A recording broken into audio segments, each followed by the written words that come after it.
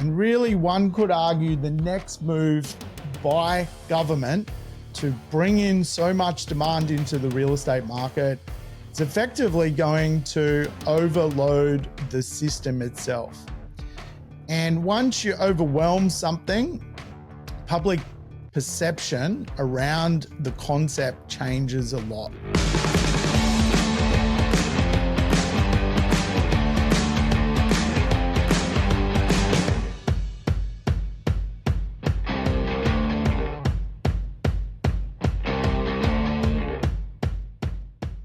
Welcome to the Urban Property Investor. I'm your host, Sam Saggers, here to help you crack the code of real estate wealth. Today's show, we're going to dig into really a style of housing shift, which is driven off political agendas. Yes, we're going to break down really what I think is going to overload the real estate market and potentially just create a whole new way of thinking about real estate. Are we actually morphing from a capitalist country when it comes to wealth creation from real estate investment to actually a socialist country, which is really driven from the idea that we've got to put roofs over people's heads and just slow down on the economic uplift of real estate? How would we get to a place where effectively real estate investment is no longer part of the puzzle?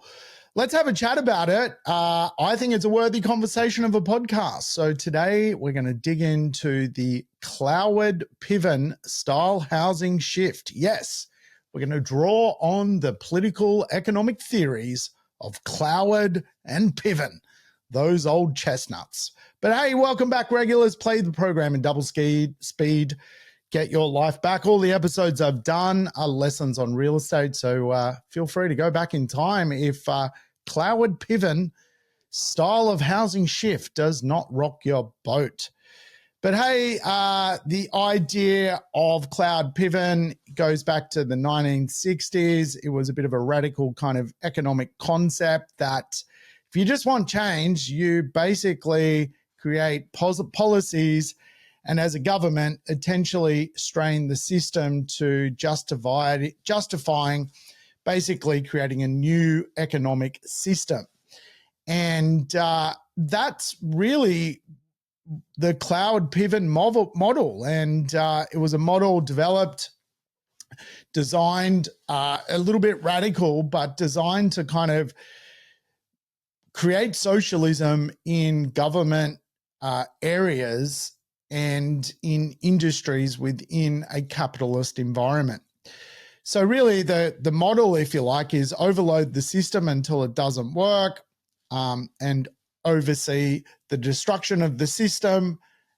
So once the system destructs, you replace it with you replace the former system with the new system, and that in itself is really the model of political change.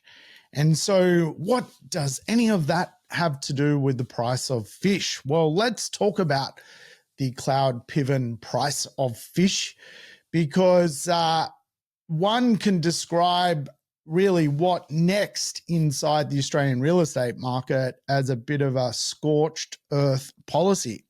What happens if we just create a situation and financially engineer the real estate market to grow in value to the point where one last boom changes everything? And really, one could argue that the next phase of the Australian property market may just be the last boom that you will see in a very, very long time. And as a result of it, may actually change the political landscape around real estate forever. Now, think about what is about to unfold. Think about what is coming our way when it comes to real estate. We've got low interest rates. We've got a shortage of stock.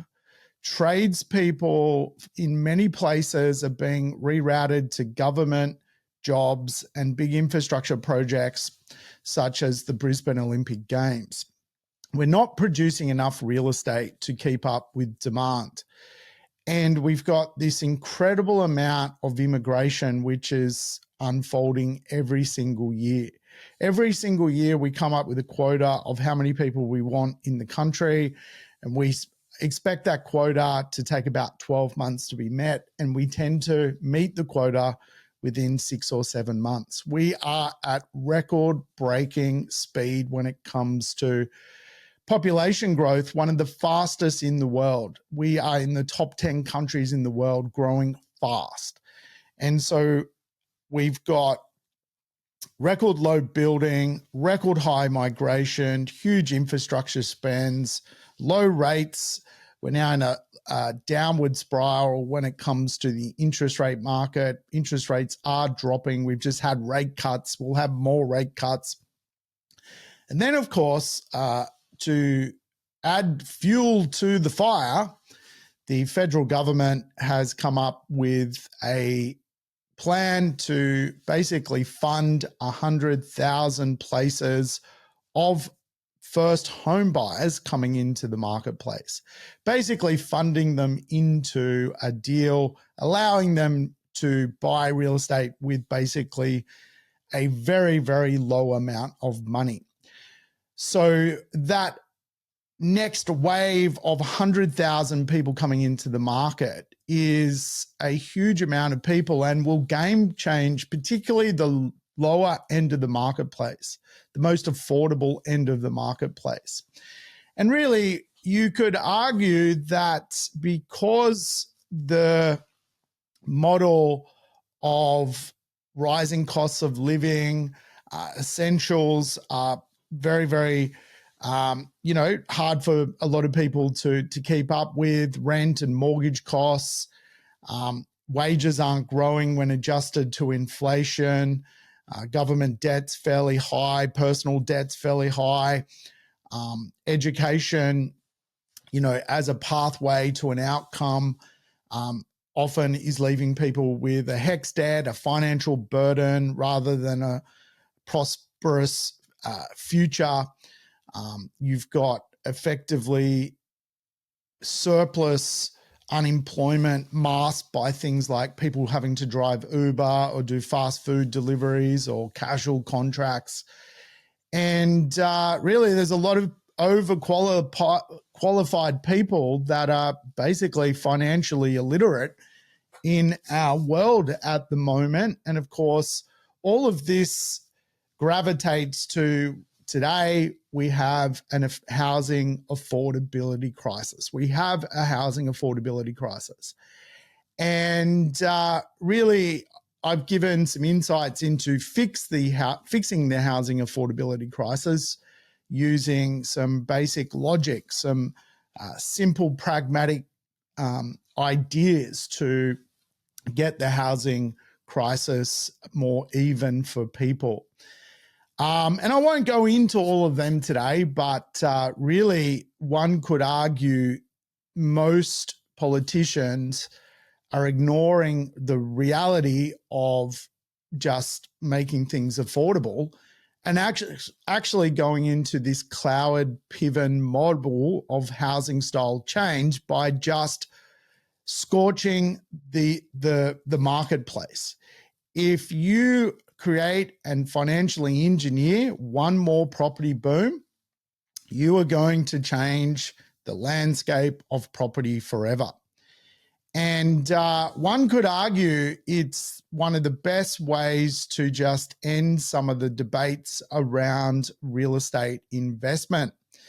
One could argue that it is the best way to erode the middle class from creating their own wealth just by creating one more boom. And I know that sounds kind of counterintuitive, but really the idea of just pushing prices up that then pushes property investors out is really a scorched earth model that could unfold. Now, property investors want higher prices because they're property investors and they want real estate to grow in value. They want their real estate to go up the day they buy it. They want affordable properties, but equally, they want to take those affordable properties and turn them into expensive properties. It's the nature of the beast of the property investor. Now, Cloward-Piven really is this kind of idea that a crisis triggers forcing a structural reform of how things work. And it was designed originally to overwhelm the welfare system, which would effectively socialize a proportion of the United States. And it was just an economic political theory. You overwhelm something so it doesn't work, so it has to change. And that in itself shifts public expectation around what is delivered from whom. Now, currently, property investments deliver the rental market properties to live in.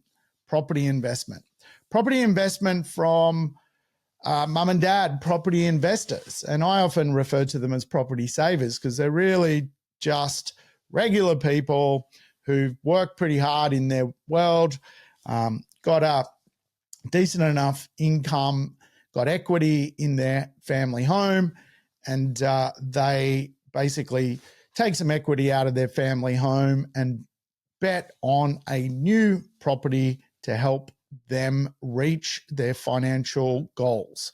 And quite often for most people, it's just about buying one investment property, which helps them later in life, in retirement, boost their retirement package, if you like. They may sell the property, they may rent the property, but for a lot of people in Australia, 99% of property investors effectively just have one property. And one property as an investment. They may own their family home and one property. But for a lot of society, that model is a model that is continuously attacked. And we saw in 2009, Bill Shorten, at the time the leader of the Labor Party, tried to win an election by effectively undoing property investment, by undoing what property investors get a gain with, which is known as the ability to negatively gear their property. And negative gearing is just a formula that for a property investor, if they take the risk of investing in real estate, the government gives them a tax offset for doing the government a favor by providing a property to the rental marketplace. The losses incurred by that investment can be carried forward into your taxable income, lowering your taxable income, so you effectively pay less income tax when you go to work. That's really the model as it stands. And Bill Shorten lost that election because he threatened that model. And for the Labor Party, that was a bit of a hard pill to swallow because that is really one of their, I guess, staples is to socialize housing, to make it more equitable. And conversely to that, right now, the Labor Party has just introduced this wave of demand when the real estate market really does not need a wave of demand. There is just an inability to produce stock right now, and the demand coming through the system won't buy that stock. It won't buy just brand new real estate. It will buy all sorts of real estate in all sorts of places. Providing more demand right now when you cannot produce feasible sites to develop is arguably going to create a Cloward-Piven pivot concept of structural change. It's going to create a scorched earth process. Who's going to be the beneficiary of the scorched earth process in the short term is going to be anyone who's in the market. You're going to see property values bump up in price. You're going to see capital growth. I've seen some statistics from banks, and banks are already forecasting 6, 7, 8, 9, 10% capital growth next year when all of this unfolds. I'm getting calls from real estate agents to put my couple of my investments on the market now, and I'm saying to them, absolutely no. Like, in the next 2 years, we're going to see a huge amount of capital growth come to the marketplace. It's going to be policy-led capital growth, led from effectively a Cloward-Piven concept of just, you cannot break the system, let's burn the system. If you don't want people to claim negative gearing benefits, rather than get rid of negative gearing, how about you just make property investment properties so expensive that no one can property invest? And of course, that is where we potentially will find ourselves, a shift in expectations as to where rental properties come from. The idea is pretty simple. You overload the system and then you change the system. And really, one could argue the next move by government to bring in so much demand into the real estate market is effectively going to overload the system itself. And once you overwhelm something, public perception around the concept changes a lot. And again, like, if we were to look at where we're at when it comes to the ability to mobilize something completely different, we're there. We're already there. We're already there. Right now, around Australia, companies are effectively creating real estate, which is known as build to rent. Build to rent. So perhaps we're at the tail end of property investors providing rental properties to the rental market. How do we get rid of them? Well, let's just create one last wave of growth, which takes most people out of the market based on serviceability. People will still be able to buy their PPOR, their principal place of residence, but unlikely to go and be able to buy another property as an investment. And of course, when people aren't investing and they're incapable of creating wealth for themselves, then all of a sudden politically, they start to think about things quite differently. And when you look at the political narrative around housing, quite often those people who have built wealth through housing are very aligned with the Liberal Party. Not always, but as a generalization, they're very aligned with the Liberal Party. People who haven't built wealth and are starting out on their journey or have run into challenges with just getting ahead in this world are quite often very aligned to the Labor Party. So how do you control more political voters if you are in power as the Labor Party? Well, why wouldn't you just learn to privatize the investment marketplace? Take it out of the hands of the people. Make sure that people don't become wealthy out of property, and you will create, in effect, more people that are socially in line with your policies as a party. How do you do that? How do you remove property investors from the property market? Well, why not do a Cloward-Piven strategy and just accelerate the capital growth during your term of power, you will then create some raving fans, but you will also end the context of property investment. And of course, what you then do is create a tax system which encourages institutional build to rent and NDIS. And all of a sudden, you've got NDIS accommodation for a lot of Australians. And right now, one could argue a lot of the NDIS space is being rorted. 1 in 6 people, young men today, are now on the NDIS. No one knows why, but we're seeing a huge socialization of the NDIS. Then you've got this new concept coming into Australian real estate called build to rent. Now, I just got back from Melbourne and I went to a build to rent scheme in an inner city suburb of Melbourne, and I was in shock. Like, you are talking a building which kind of, it could be out of a Russian horror film. It is a brand new building, but it looks like it's from the Cold War. And it's kind of mind-blowing to think that institutionally that has been created from our superannuation. Pension funds, super funds, are now taking charge of housing.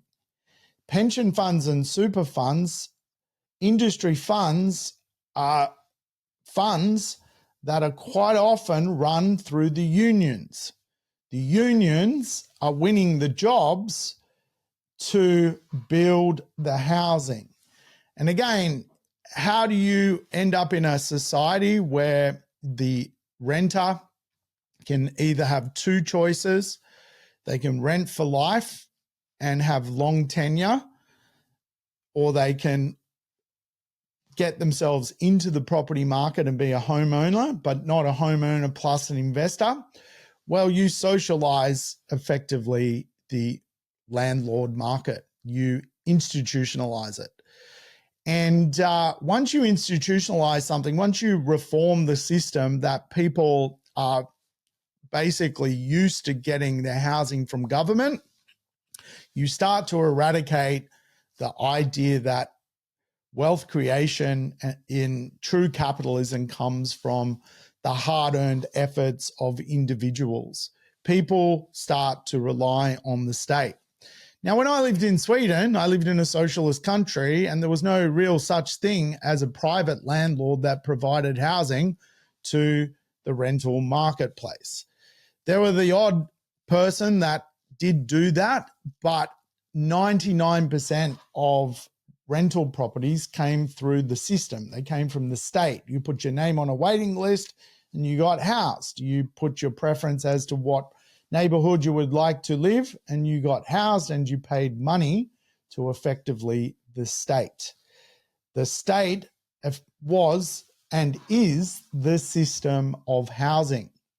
And again, if mum and dad investors are basically considered a problem because of the tax benefits that mum and dad investors need to invest, and it's politically insensitive to try and tackle it at the polling booth, really one of the ways around that is just to scorch the earth, to overload the system, to change the system through just creating capital growth and at the same time rewarding corporations to bring stock to marketplace. And that creates with it a structural shift in public expectation. All of a sudden, the public starts to go, well, I'm going to mobilize around who provides the housing to me. The government of the day is providing the housing to me. I'm not going to change government. What if that new government undoes this public reform? And that's where I think you're starting to see, in a way, this erosion of the middle class, but really not a free market adjustment to the what next for real estate. You know, is the current situation with real estate a fault of the market, or is it a fault of government? Well, it's a fault of government. Government is always in the way, and things like the first homeowner grant, things like the negative gearing, things like the policies which have been created over the years is all to do with government. If you just left it a free market, I would imagine real estate would not be as expensive as it is today. If there is less people coming into the market, there's less demand, prices drop. However, Australia is addicted to the wealth effect because we're a services economy. 95% of people serve each other. They work for each other. They serve each other. And to stimulate spending of people serving each other, and if you can't create wage growth, typically you've created the wealth effect. So that is shrinking, though, for people. That is a shrinking pathway. And what is unfolding is, of course, people who are creating the wealth effect are quite often even wealthy to begin with. When you've got $10 million worth of real estate, you only need 10% growth to make $1 million. When you've got nothing, 10% growth does nothing for you. And so the idea of really the Cloward-Piven political system is you overload the system. That creates really hysteria and oversees the destruction of the system, and you replace the former system with a new system. It solves political problems by effectively creating a scorched earth campaign. So what has this got to do with the price of fish? Well, I think we are going through an economic change, and you want to get in now before perhaps you're priced out of the marketplace. And I've seen this in New Zealand. New Zealand really went into a place where they created so much government interference into the property marketplace. It really ended up not being a free property market whatsoever. It was just a government policy-driven real estate marketplace. And off the back of it, it has just led to an inability for property investors to be part of the game anymore. They've been wiped out. Property values are high. People can't borrow money to be an investor, to invest. And you still obviously have the foundation piece of home buying and home equity in New Zealand, but you just really don't have property investors that are now in charge of providing properties to the rental marketplace. You really have now build to rent and government doing that job. So those in charge of the market in Australia over the last 30, 40 years have been mum and dad property investors building wealth. And sometimes mum and dad property investors have got themselves to a place where they own 9, 10, 11, 12 investments, providing 10 rental properties to the rental market. Sometimes the property investors that are providing the rental properties to the rental market earn less than the tenants who are renting the properties off the investors. It's amazing what has unfolded in Australia over the last 3 decades has been incredible to be part of. I've been part of it. I've dedicated my entire life to it, to the idea that you can become effectively a great capitalist out of being a property investor. And I think you still can and you still will be moving forward, but it's going to get very hard if you don't surround yourself with the right team that can navigate the Cloward-Piven change in real estate, the housing shift to socialism. There's going to be all sorts of tax creation and meddling in the system to throw you off track. There's going to be advanced capital gains tax, as we've seen put into play. Melbourne's put a land tax in, as we've seen to play. You're going to see retrofitting of thermal efficiency on real estate. You're going to see that it's harder to be a landlord. You've got to provide better security, better lease tenure, better inclusions in a property. All of that is already happening now, and it's going to continue to be thrown at property investors. The idea of let's just burn it all and make it so hard for mum and dad to do this. And in the background, let's go and work with major companies to provide housing to Australia. Let's give the big Australian companies on the Australian Stock Exchange that work in Australian property development tax breaks to do this as build to rent. Why have them build it and then sell it, and then the people who are buying it rent it? That's just an extra layer. Why not just have the company rent it? And of course, why not fund it or do a joint venture with our own superannuation fund? And that is what is unfolding.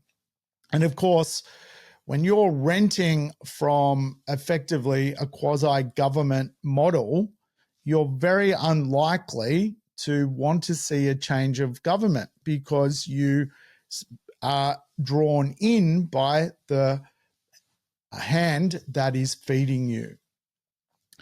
And so we've just got to understand that I think there's a boom coming, and I think that boom is an economic illusion, Now, couldn't you be the beneficiary of the economic illusion? You got to get in now. You're going to make a couple of $100,000. You could double, you could see something go skyrocket in value. But if you miss this one, this is the tough part. This is the real tough part. If you miss the next 3 years in the market, can you even get back into the market? That's the question I have. That is the question I have. The median value for real estate in Australia, the new normal is $1 million. And for a property investor to spend $1 million on property investing plus the other costs to live plus their own home, it takes a bit of doing. And for a lot of people, they just want to spend $300,000, $400,000, $500,000 on real estate. But ultimately, that's probably something that you needed to do 5 years ago, 10 years ago, because it is eradicated. So how do we eradicate the next wave of people going, well, I'll provide the rental properties to the rental market. I'll get the tax deductions. I'll become wealthy. And in doing so, create a society which is really two components, the haves and the have-nots. And really to slow down the have and have-not society, you just deploy the effectively Cloward-Piven model, just overload the system. It's the best way to do it. And I think really there's a political narrative, a theory behind maybe the power that is in charge to let's just overload it.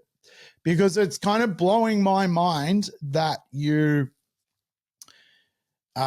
bring so many people into the country, you don't provide enough housing, the builders can't keep up with the cost of the sheer cost of building a home.